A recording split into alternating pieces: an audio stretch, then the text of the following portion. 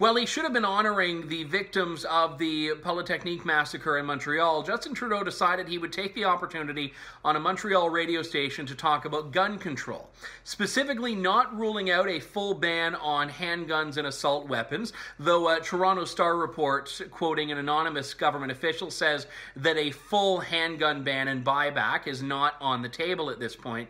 Trudeau did say that there are some measures to restrict access to assault weapons and handguns.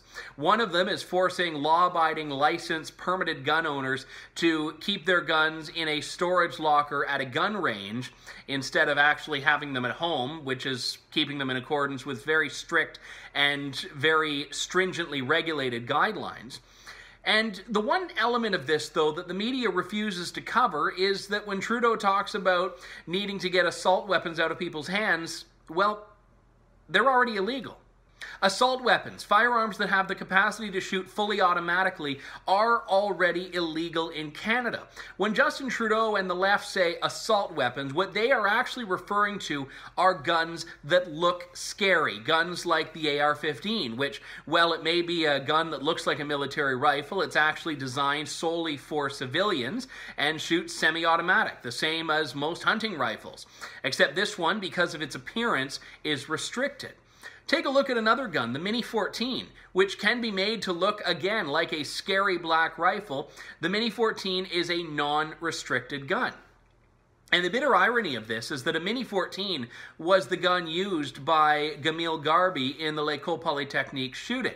It's a non-restricted firearm used routinely for hunting, would not be further restricted under any of the gun bans that have been proposed by the Liberals or any of the other gun control activists. So once again, we have Justin Trudeau taking advantage of the theatrics of gun control to give Canadians the illusion that he's doing something and using the cover of tragedy to do it. Let me tell you why this idea of forcing people to store their guns at a gun range is a terrible idea. Number one, there are people that own restricted firearms with collector's permits that don't intend to shoot them at a gun range, and all of a sudden for them to have a collection that they aren't allowed to collect wouldn't make sense.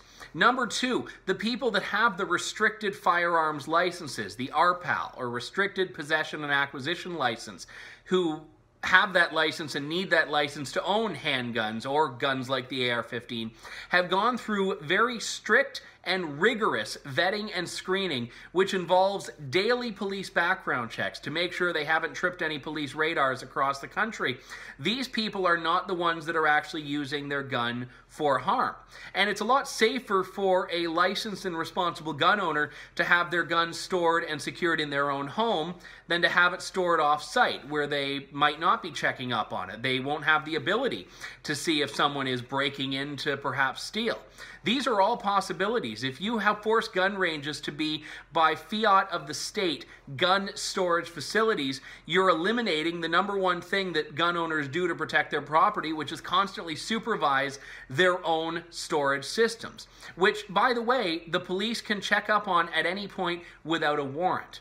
So when Justin Trudeau talks about restricting assault weapons, he's lying to Canadians to pretend that they aren't already banned. When Justin Trudeau talks about restricting access to handguns, he is lying to Canadians by not telling them how strictly regulated and controlled they already are. And to use dead Canadians to make those points is despicable. For the True North Initiative, I'm Andrew Lawton.